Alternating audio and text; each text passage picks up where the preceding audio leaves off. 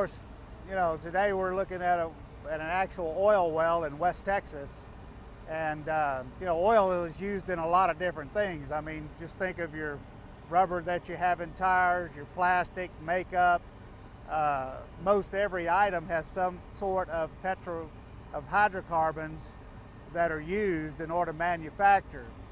So oil is what runs our country and actually runs the world. This is how we extract it out of the ground after the well has been drilled. Then we go in, we perforate the well, we frack the well, we put it into production, and of course these particular wells in this part of the country, they'll come in what we call 150 barrels of oil a day.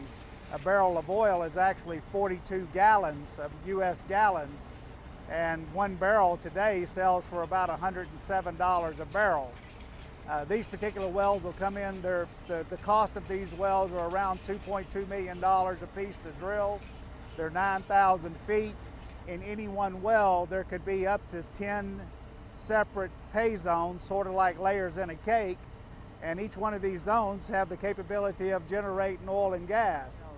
The reason why investors want to invest in oil, especially if you're a U.S. citizen here in the United States, the federal government allows you to get tax advantages for investing because you as a partner are putting money at risk to develop these assets or to develop the oil and gas properties. So you know, Tom, one of the reasons I love investing in oil production, I don't invest in oil companies like Exxon or Chevron. I actually invest in oil fields. And one of the reasons I love oil is because of the tax breaks, right? So if I put $100,000 into an oil investment, what happens next? What happens is you get such a big deduction the first year that it's like the government handing you a check for about $30,000. So if I put $100,000 in, I get $30,000 back right there. Immediately. So that's like a 30% return day one. So that's really what most people do not understand, that the tax laws are really incentives for professional investors. Right? That's exactly right. And this is true in most countries. While the tax laws vary, like oil and gas, in the U.S., anybody who invests in U.S. oil and gas, no matter where you live, gets that same tax benefit. So let's say I put $100,000 in, and it's very easy to get a 10% cash return. So the $100,000 I put in, and every year I get $10,000 coming back in.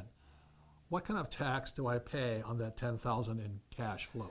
Oh, that's the next great thing from a tax standpoint in the U.S.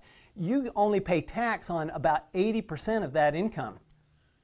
So we get a tax break because we're doing what the government wants us to do, which is to provide energy and fuel. And you know, oil doesn't just go to gasoline, it goes to fertilizer, plastics, and a whole bunch of building materials. So a civilized country runs on energy.